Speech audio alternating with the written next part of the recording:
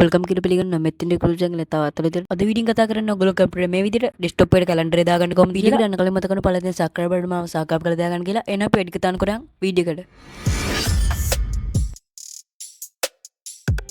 හරි බොස් ඔයගොල්ලෝ ඉස්සෙල්ලා මේ විදිහට Google Chrome එක ඕපන් කරගන්න ඊට පස්සේ මේ විදිහට කැලෙන්ඩර් ටාස්ක් කියලා සර්ච් කරගන්න ඊට පස්සේ බලා ගන්න පුළුවන් පළවෙනි ලින්ක් එක උඩ පාරක් මේ විදිහට ක්ලික් කරන්න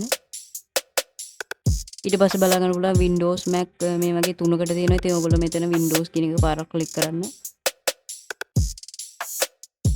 ඊට පස්සේ බලා ගන්න පුළුවන් ඉතින් මේ විදිහට ඩවුන්ලෝඩ් කරගන්න වෙනවා. ඉතින් මම මේක ඩවුන්ලෝඩ් කරගන්නේ නැහැ. මොකද මම මේක ඩවුන්ලෝඩ් කරලා තියෙන්නේ. ඉතින් මම මේක මේ විදිහට ක්ලෝස් කරගන්නවා.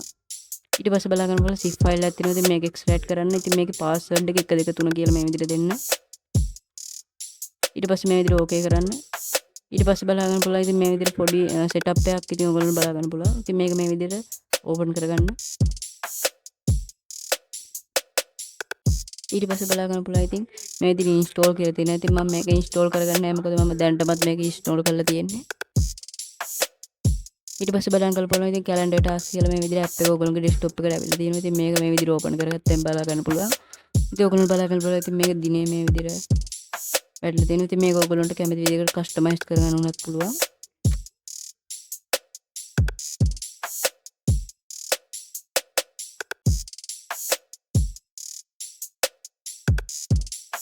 හරි බොස් ඉතින් අද වීඩියෝ කතා කරන්නේ මෙන්න මේ විදිහට ඔයගොල්ලෝගේ desktop එකේ calendar එක දාගන්න කොහොමද කියලා. වීඩියෝ එකේ අඩුපාඩු වෙමින් බලලා කමෙන්ට් එකේ කමෙන්ට් එකක් දාන්න. කමෙන්ට් එක subscribe කරලා තියාගන්න තව තව කරන්න පහන ආදර මාර්ගය හැමෝටම ජය වේවා.